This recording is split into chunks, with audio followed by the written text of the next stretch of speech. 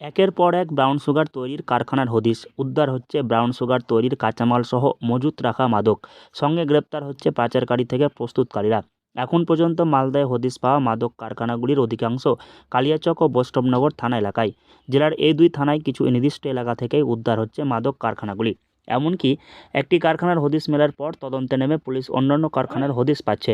আমরা কালেচক আর বামন বৈষ্ণবনগর দুটো জায়গায় আমরা বেশি অ্যারেস্ট করেছি।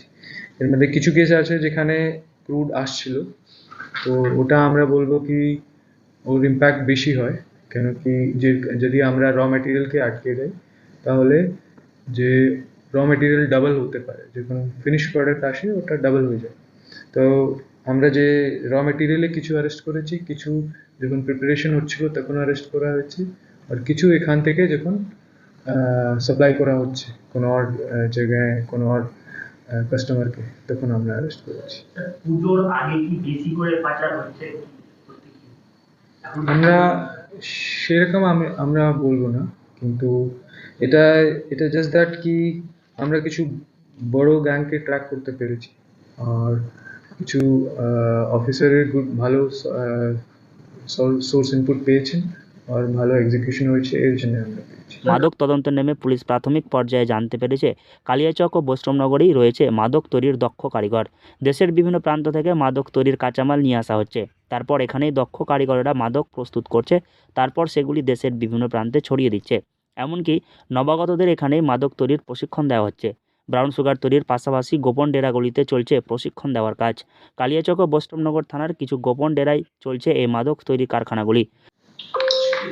কালেচক বৈষ্ণবের আমরা বলবো কি ওখানে কিছু লোক আছে যে জানে, তো ওরা প্রিপারেশন জানে, ওরা নেক্সট যে ওর কাছে যে লোক আসছে ওনাকে ও তো শিখিয়ে দিচ্ছে কি কিভাবে প্রিপেয়ার করতে হবে।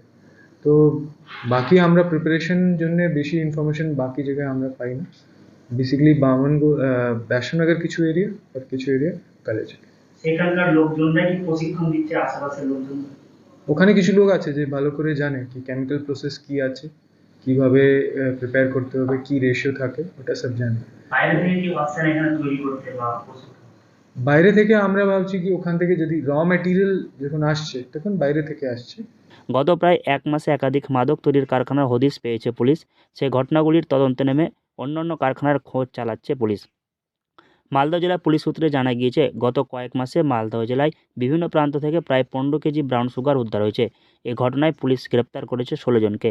উদ্ধার ব্রাউন সুগারগুলির আনুমানিক বাজার মূল্য প্রায় 15 কোটি টাকা। ইতিমধ্যে জেলা পুলিশের পক্ষ থেকে সাধারণ মানুষের মধ্যে সচেতনতা বৃদ্ধি করতে একাধিক উদ্যোগ গ্রহণ করা হয়েছে।